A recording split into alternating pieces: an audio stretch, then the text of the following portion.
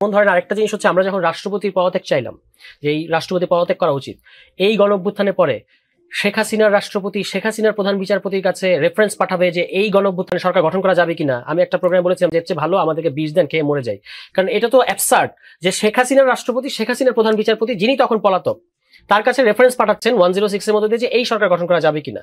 তো এই রাস্তায় যারা আমাদেরকে নিয়ে গেছেন এর কোনো দরকার ছিল না। ধরেন শেখ হাসিনা পলাতক পালিয়ে গেছেন ওই হেলিকপ্টার করে, হেলিকপ্টারের চাকায় ঝুলে যদি এই রাষ্ট্রপতি চলে যেতেন তাহলে সাংবিধানিক ধারাবাহিকতার কি হতো? এই প্রশ্নটা কি চিন্তা করেছেন? যে এখন তো রাষ্ট্রপতি আছে থেকে বলা হচ্ছে যে না না ওনাকে রাখতে হবে কারণ সাংবিধানিক ধারাবাহিকতা, যদি উনি সহ পালিয়ে যেতেন তখন কি হতো? এনসিপির আহ্বায়ক নাহিদ ইসলাম বলেছেন অনেক উপদেষ্টাই নিজেদের আখের গুছিয়েছে, তারা গণঅভ্যুত্থানের শক্তির সঙ্গে বিশ্বাসঘাতকতা করেছে, যখন সময় আসবে তাদের নামও আমরা প্রকাশ করব। উপদেষ্টারা অনেকেই রাজনৈতিক দলের সঙ্গে লিয়াজও করে রেখেছে দাবি করে নাহিদ বলেন তারা নিজেদের সেফ এক্সিটের কথা ভাবতেছে।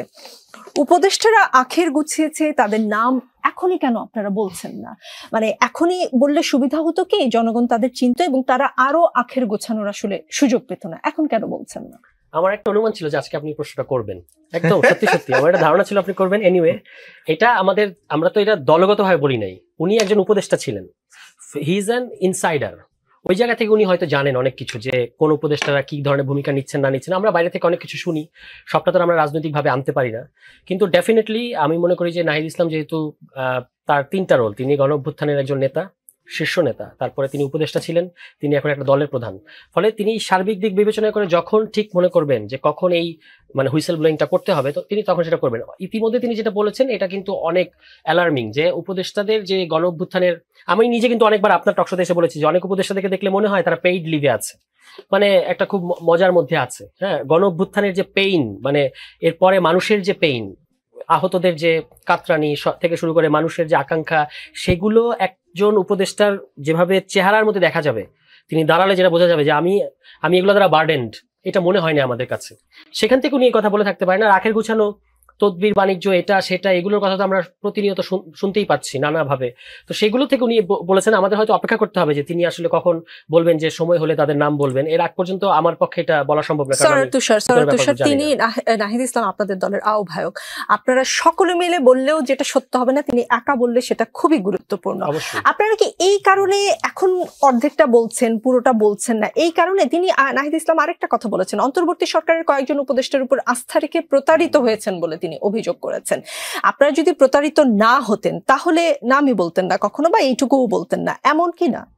না, প্রতারিত না হলে তো এই প্রশ্নটাই আসতো না। আজকে যে আমরা ক্রাইসিস, শুধু আপনারা প্রতারিত হয়েছেন বলে বলছেন, কিন্তু জনগণ যে প্রতারিত হচ্ছে, এটা উনি জনগণের পক্ষ থেকেই বলেছেন বলে আমার মনে হয়। কারণ কি, আপনি এই যে এখন কমিশনে গিয়ে আপনি আলোচনা করছেন, এই যে এখন যে কথাগুলো আসে, কনস্টিটিউশনাল অর্ডার দিতে হবে, প্রোক্লেমেশন করতে হবে, এই আলোচনাগুলো কিন্তু এখন করার কথা না আমাদের এই 1 বছর পরে।